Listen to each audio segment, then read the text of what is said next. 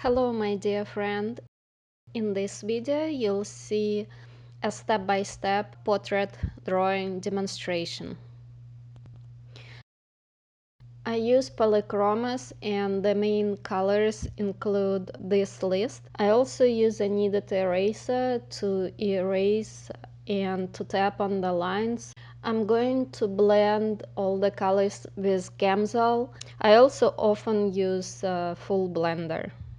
You will also need a final fixative and a permanent marker, metallic gold. While I draw on matte board, please pick Stonehenge. This paper has a very light texture and light colors, and it just works beautifully with colored pencils.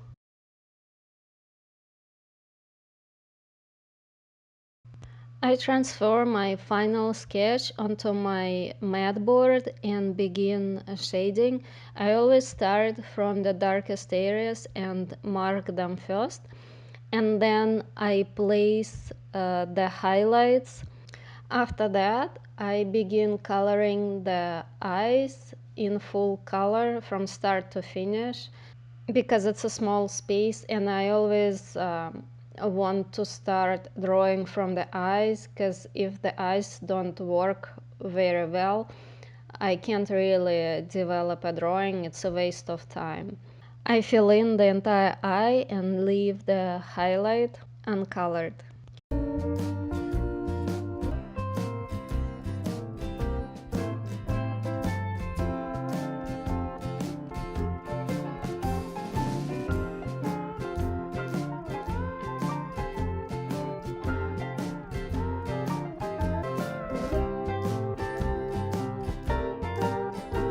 While I'm using different light colors, I'm thinking of the same formula, which is placing the darkest shadow under the upper eyelid, having a highlight, and placing the reflected light at the bottom of the eye. And this formula makes the eye look very realistic. If I continue developing it further, I'm going to improve the roundness of the shape and just deepen the colors following this formula.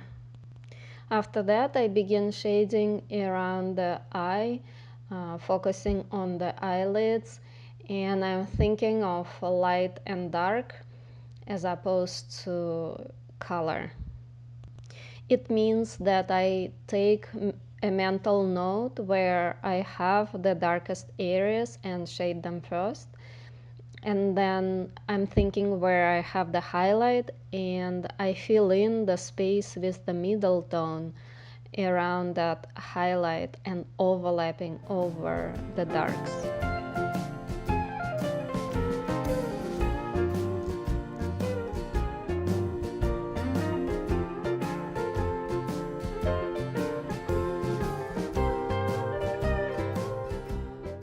I'm using this sky blue throughout the demonstration to unite colors. I see this cool color in the photograph, and because I use this color in the eyes, I also try to add the same color throughout the portrait, and you'll see me doing that with all the colors that I'm using.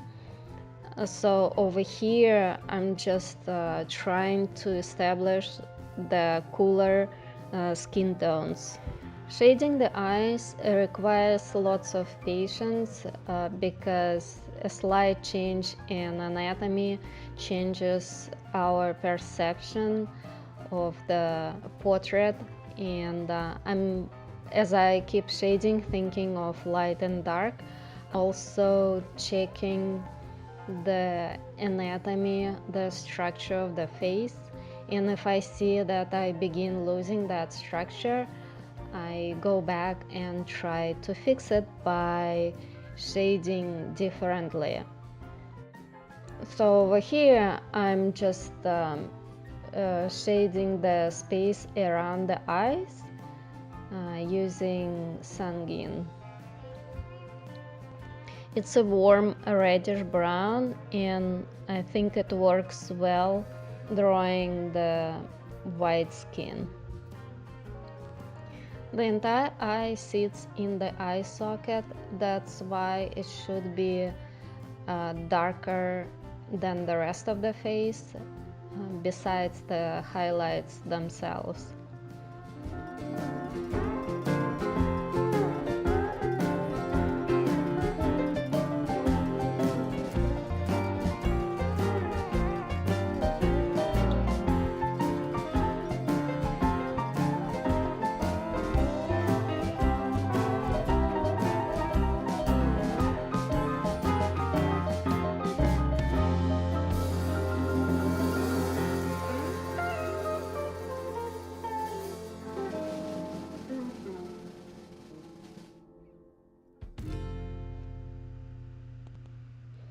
I begin developing the shadows on the cheeks, so I focus on the darkest shapes that define the forehead cheek and use this medium flash hue, which is basically pink, to shade all the darkest areas that I see in the face. You need to understand that the white face doesn't have much difference in values because of the lighting conditions in this image, and it's more about creating the temperature shifts, because colors shift between warm and cool, and what I'm trying to do with my colors is to notice a specific shift in every given area, and placing these notes, drawing the face.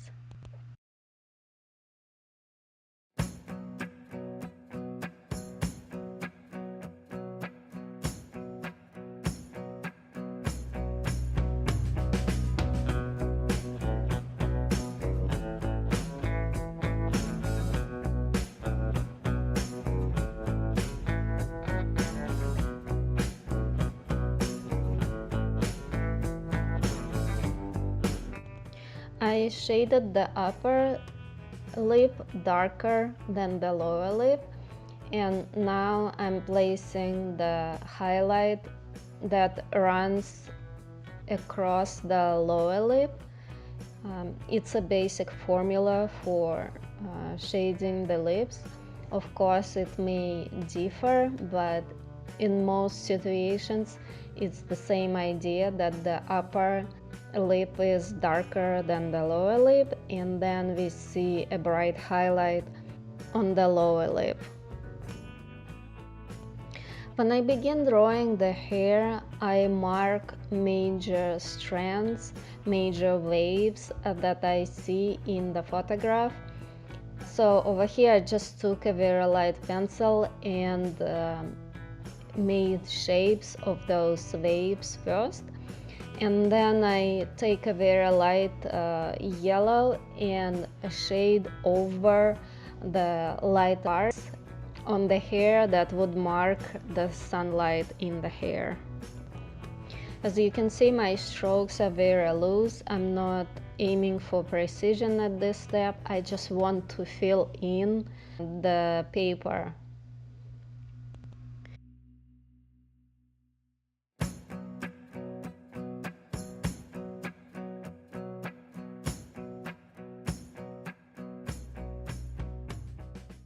After that, I take neutral brown and fill in all the darks in between those strands that I have marked before.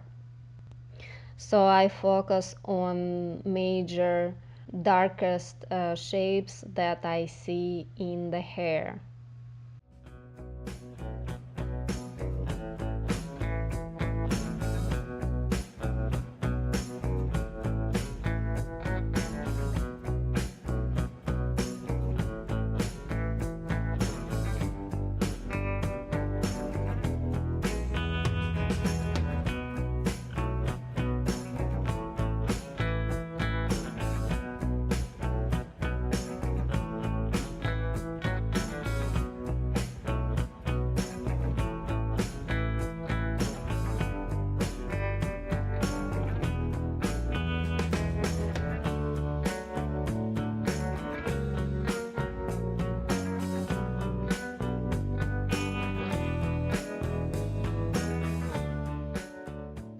And these dark shapes mark the divisions between the hair strands and shape the head, give volume to the portrait.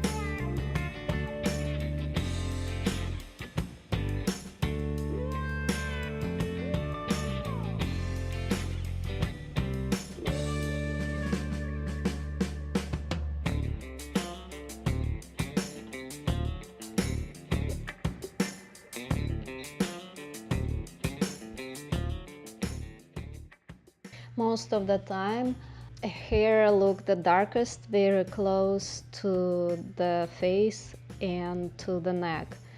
Whenever you draw from your own reference, just take notes how light or dark specific areas are.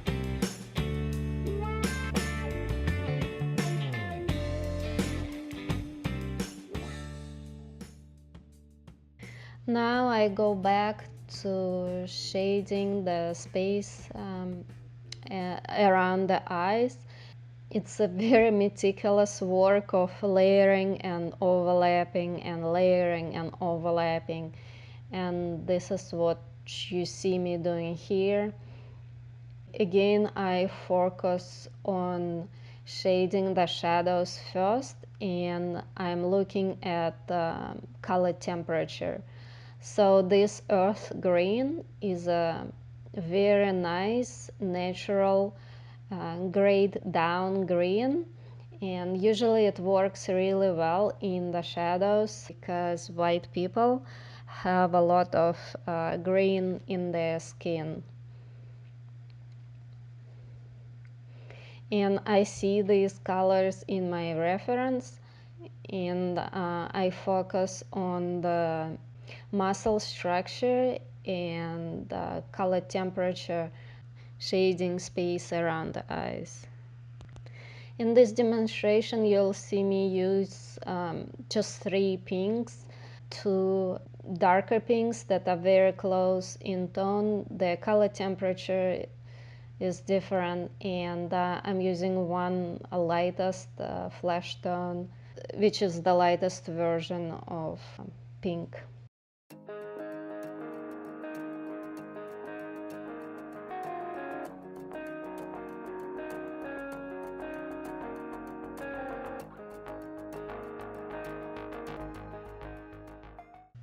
I also use cool gray, the lightest cool gray in here because it's close to white in its value, and but it has a little bit of cool color, and I use it where I see cooler areas in the skin.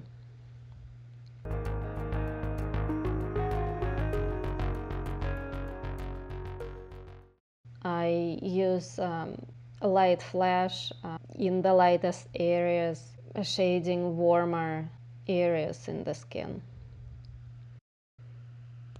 It's important to shade very softly around the eyelids and placing the eyelids themselves. A lot of times people skip drawing out the upper and lower lid, and it makes eyes look alien-like. That's why just pay attention to the shape of the eyelids as well.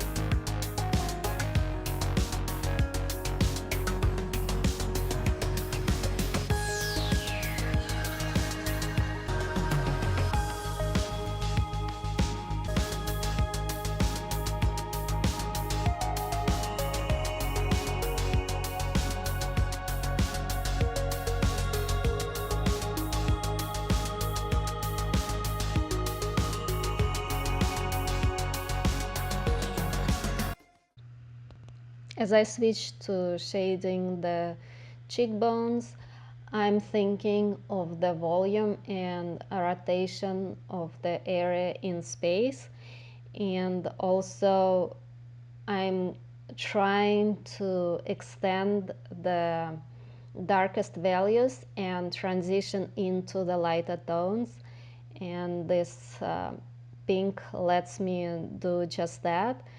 I overlap over the darkest color and try to create the lighter tones, leading me to the highlight.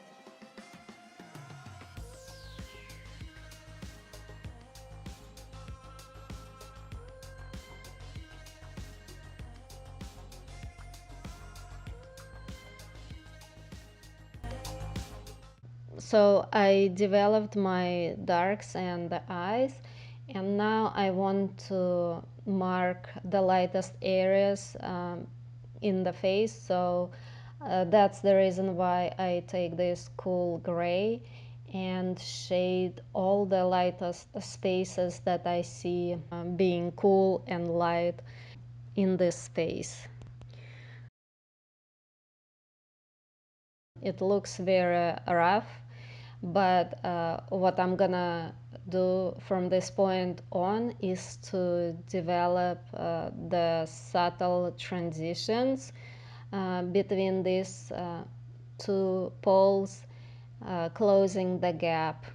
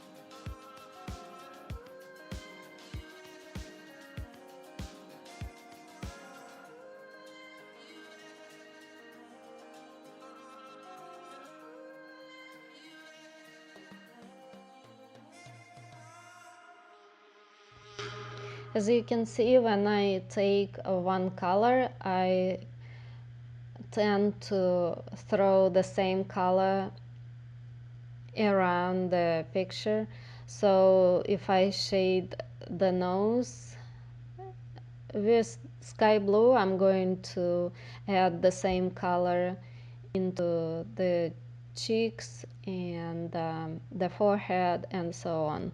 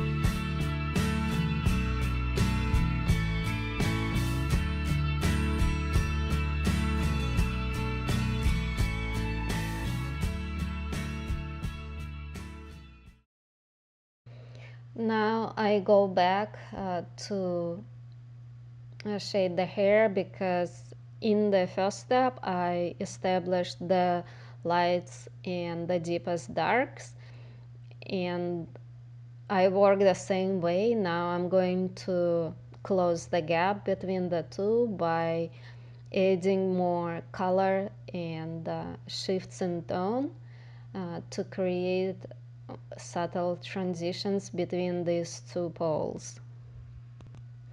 I'm using cadmium orange a lot over here because the skin has a lot of warmth. I took this picture about half an hour before the sunset, so the skin tones have a lot of orange.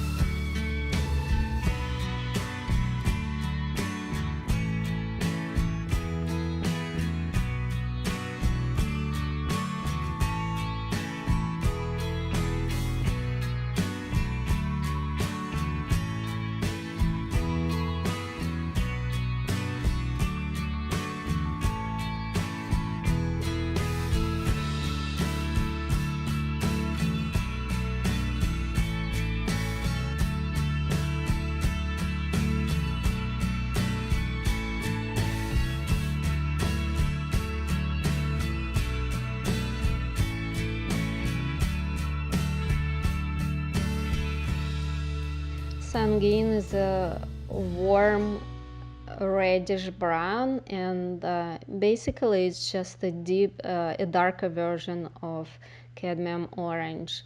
And I'm switching to this color to shade darker passages, the shadows on the skin.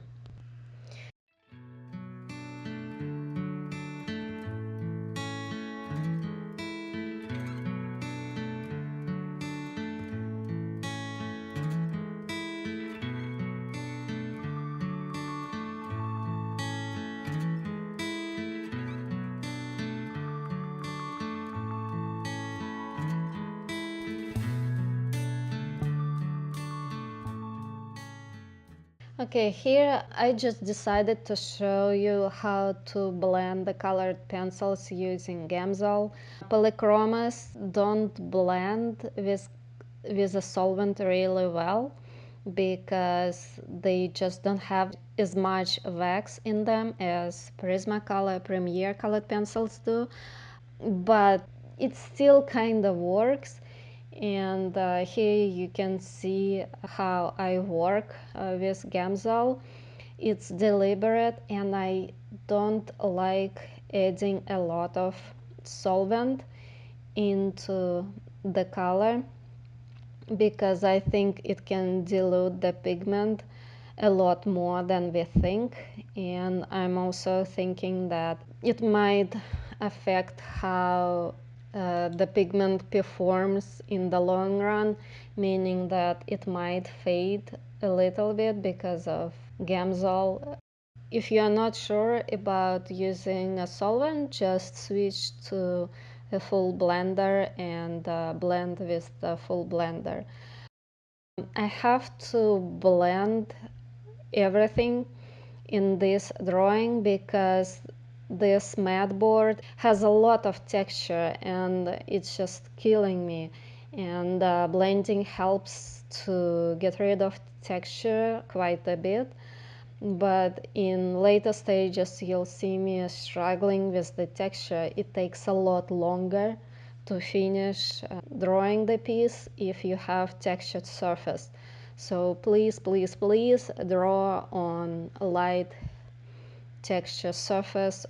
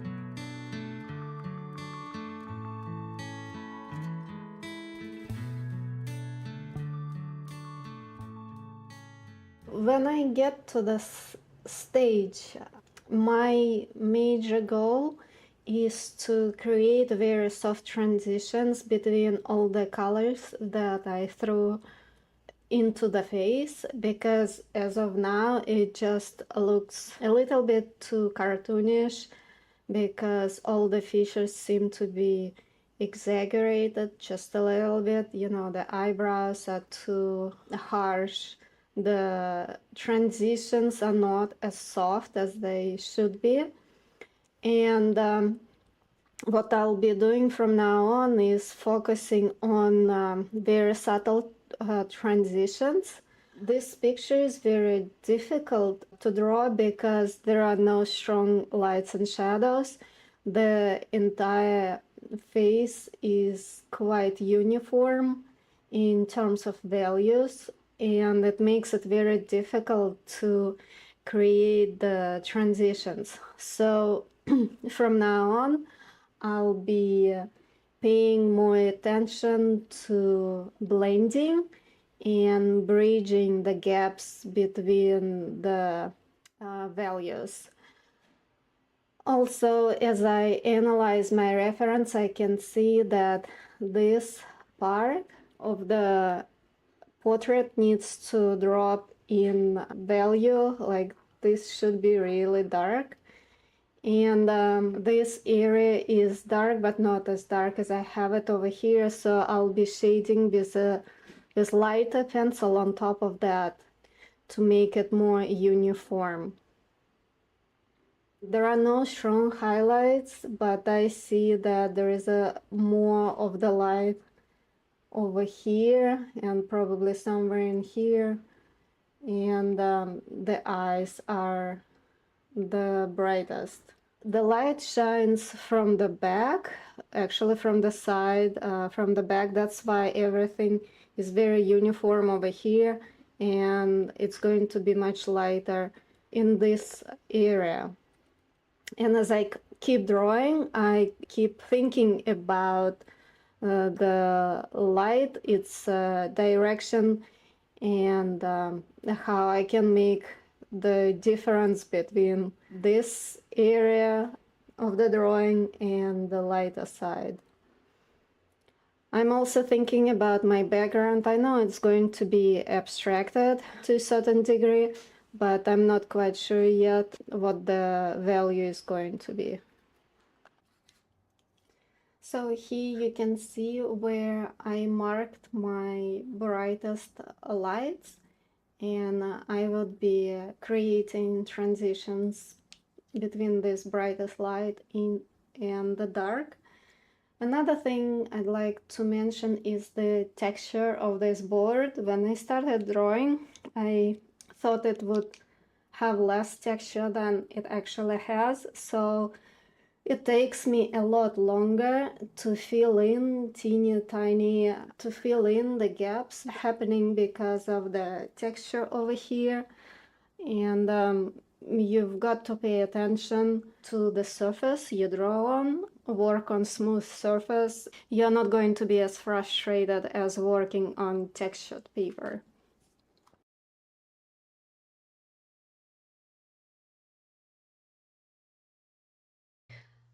After the blending step, everything looks too dark, and because it's unfinished, some areas may look very rough, and I spend the rest of my time trying to smooth out the surface and to make lots of transitions between the colors, so the colors basically fuse together and transition one into another. I go back to draw the eyes one more time and add a little bit of dark brown into the eyelashes. Basically, I'm repeating the same steps that I've done in the beginning of the drawing, but I just enhance the color and I darken the shadows, and I may reapply the highlights.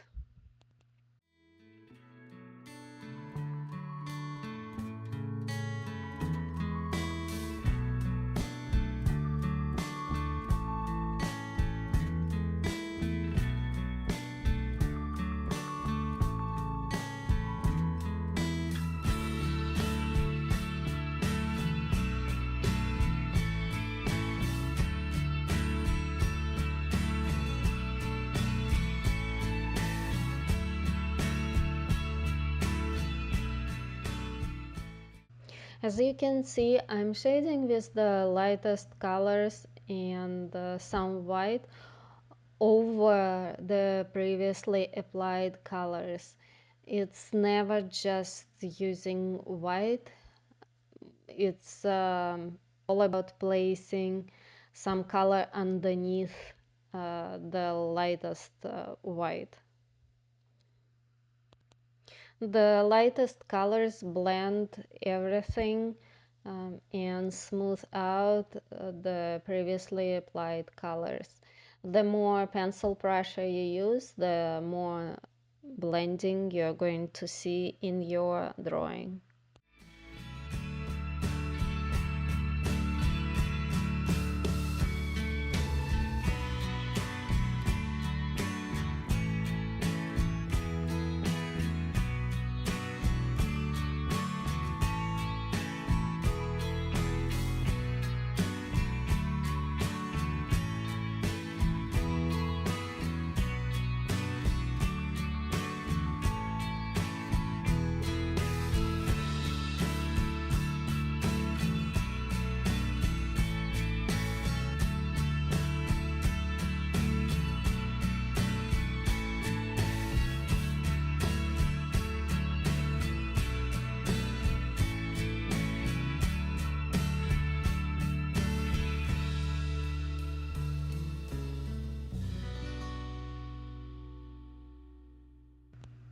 I'm shading with the same cadmium orange, but I'm shading in a very light pencil pressure to make a subtle transition into the light.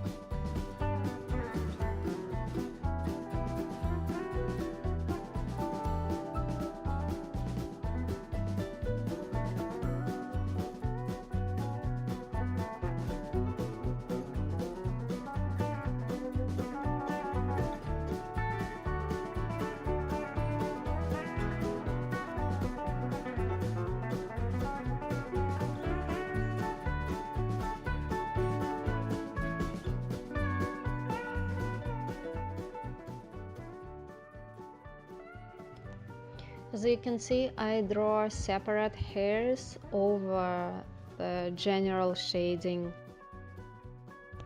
Here you can see how I'm fighting with the paper's texture and how difficult that is to fill in all those gaps and make the skin look smooth.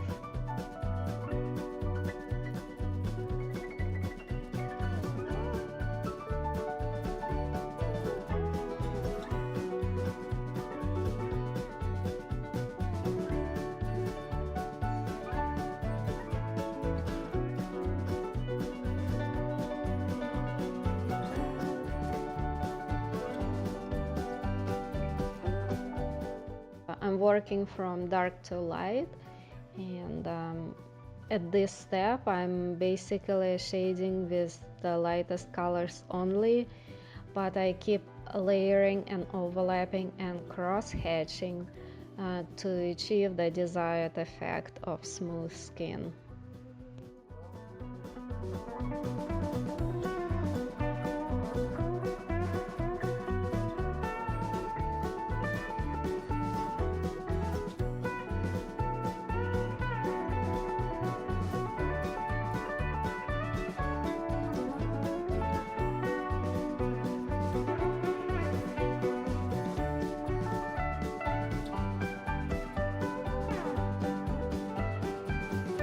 The bottom part of the face is in the shadow, and it affects my choices picking the colored pencils. I work with darker colors in the shadows of the face. I also vary my pencil pressure to make this area darker, and if I use the same colored pencil in a lighter area, say the cheeks, I would use a very light pencil pressure. When I shade the neck, I use exactly the same colored pencils for color unity, but I know that the neck is a lot darker than the face itself, and it affects how hard I press on my pencils because I want to make it darker. I use heavier pencil pressure, and I also observe the anatomy and muscle structure, and I keep rotating my pencil to describe that muscle structure. When I start shading the rest of the body, I use the same pencils and I observe the same rules, working from dark to light, placing the shadows first, and then marking the highlights. The strongest highlight is on her shoulder, and then I mark secondary lights which are cool over here, and that's the reason why I'm using sky blue to mark those lights. After that, all I have to do is just to create a range of tones connecting those shadows with lights. And I use flash colors and warm browns to create those transitions.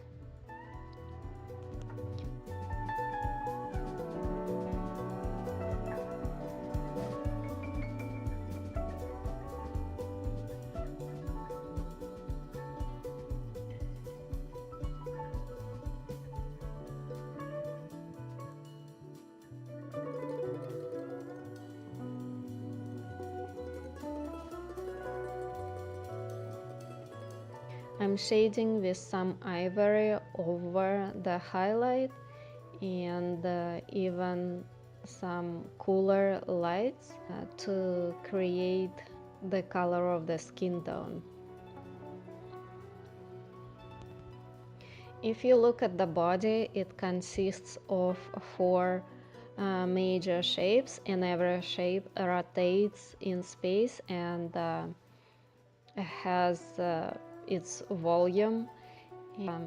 This is important to understand whenever you shade any particular area. You need to understand how it rotates in space and use the pencil strokes that describe that rotation. Here you see me using ivory, which is a warm light white, and I'm going over all the colors, shading with ivory to blend everything and to create the skin tone. I work on the hair and use exactly the same color, drawing out every hair string.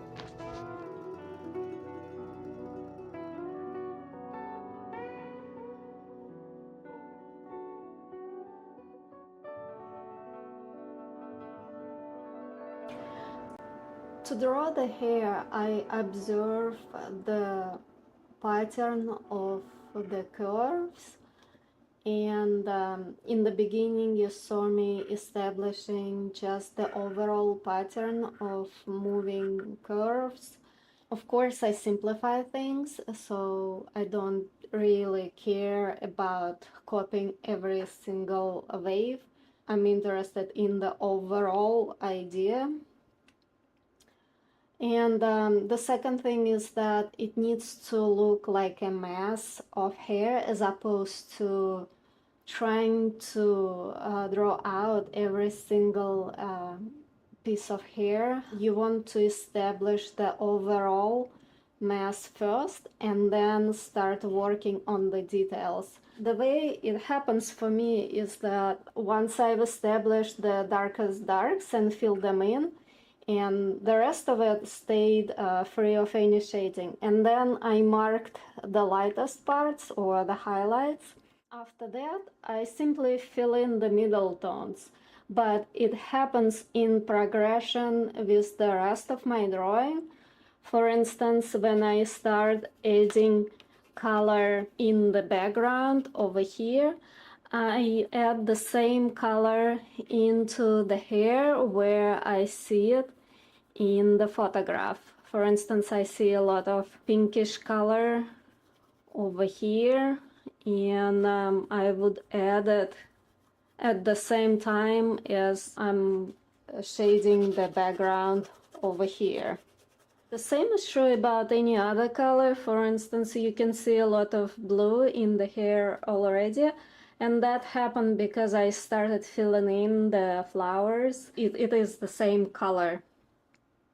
I wanted to have color unity, and here you can see that the flowers travel from her clothing into the background and then turn and curve behind her head, and then they are going to appear over here. So I'm creating this design with the flowers themselves. You know, as I kept shading the face, I shaded the hair at the same time, observing the pattern of light and shade. So whenever, let's say, I'm working in purplish or brownish color, and let's say I filled in this space, and I added the same color in the shade of the hair at the same time.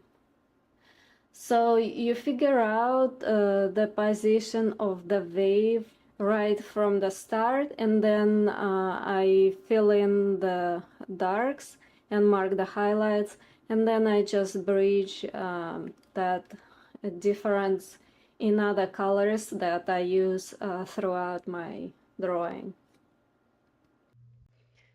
I've decided to do something fun in the background, and usually I know exactly what I want to do, but it wasn't the case here. But I decided to take the flowers that I saw in the model's clothing and just add the same kind of flowers into the background.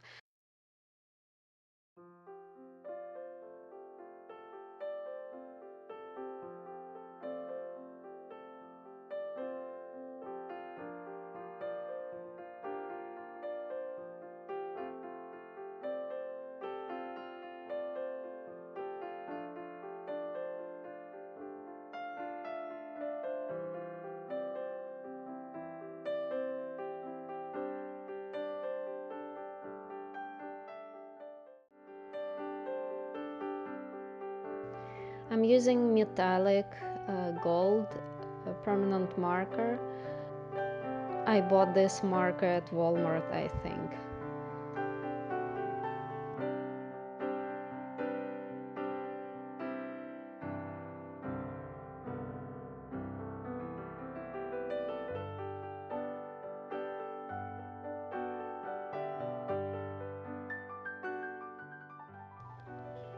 And now I begin placing the folds, the shadows in her dress, and I'm using a single color to develop every fold. I'm using specific blue that I list in my materials, but it could be any kind of dark blue, such as dark indigo. I'm shading with a very light pencil pressure just to mark major folds that I see in the photograph.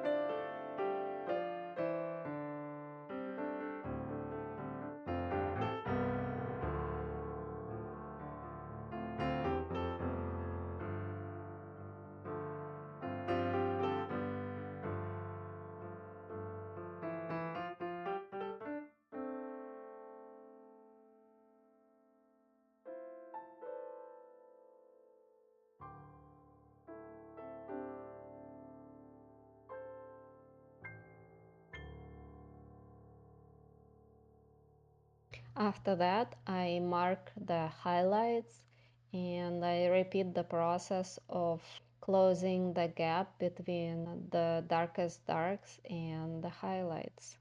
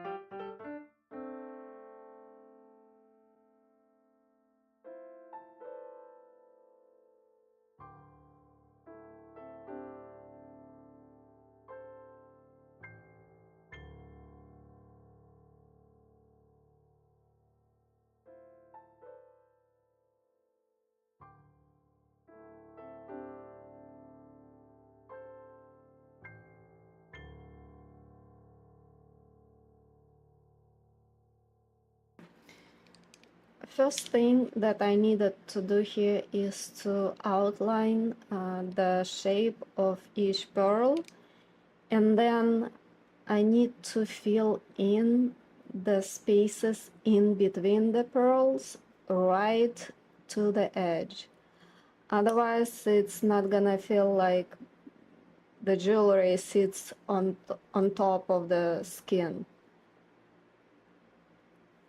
So the first thing that I'm doing, I'm outlining the shape and then just filling in the color around the jewelry. Next, I would start placing the brightest lights or the highlights, and I need to look at the picture to do that because they could be either warm or cool or actually both.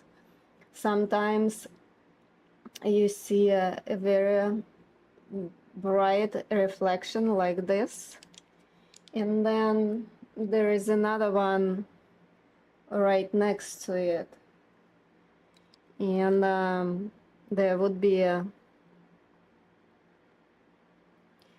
series of less bright reflections in between, and then usually you see a much darker shadow.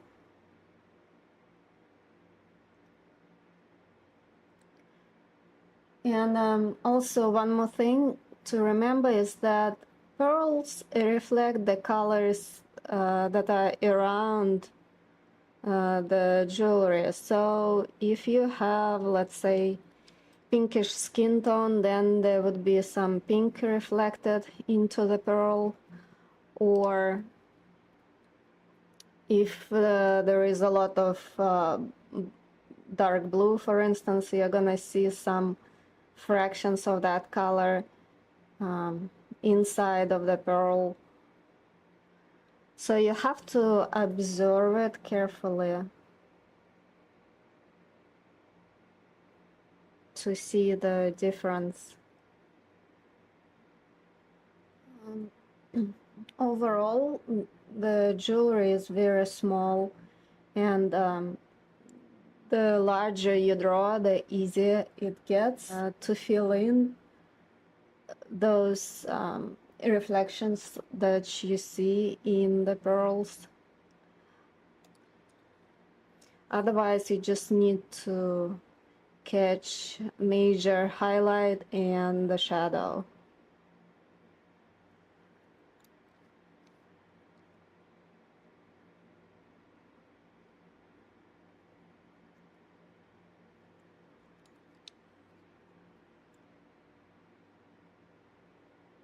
So the color of the pearl is a mix of all the colors surrounding the jewelry.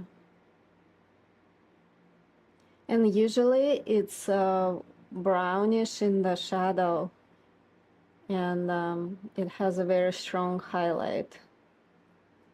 Well, the strings recede into the darkness. The highlights lose their strength and they don't appear as bright or as white. They become bluish in my case.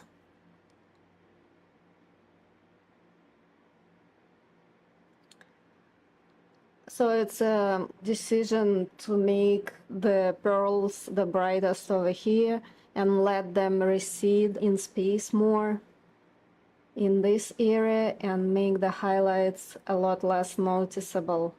And just give a suggestion of the pearl as opposed to drawing them out from start to finish. Also, just keep in mind that they need to stay around, or if they rotate in space, they become more oval-like. You have to study the picture to see the exact rotation.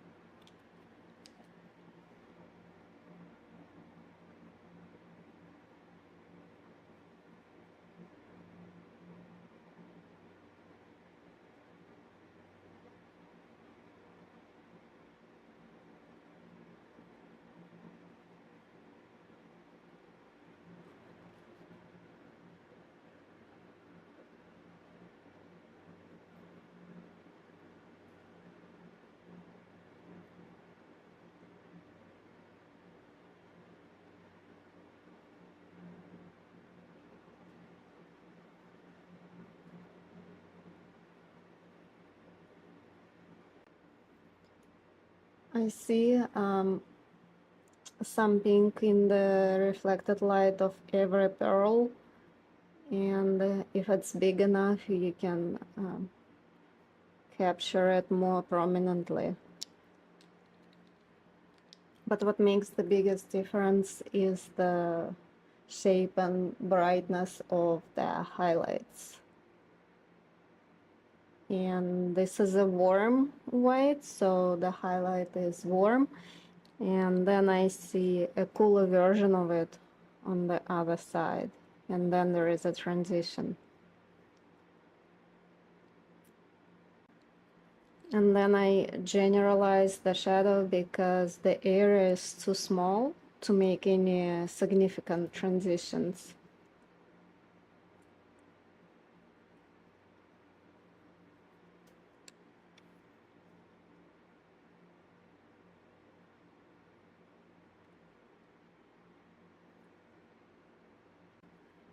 I also vary my pencil pressure when I do this to adjust the brightness of the highlight and area around it.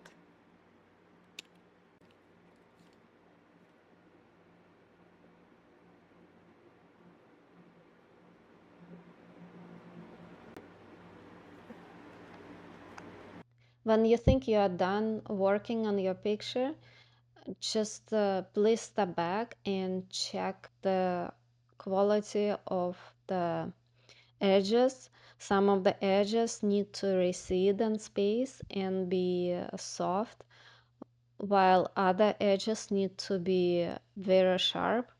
For instance, I made her eyes look a lot sharper than the edges marking her hair going into the background. And here you can see the final piece. I hope you like my demonstration.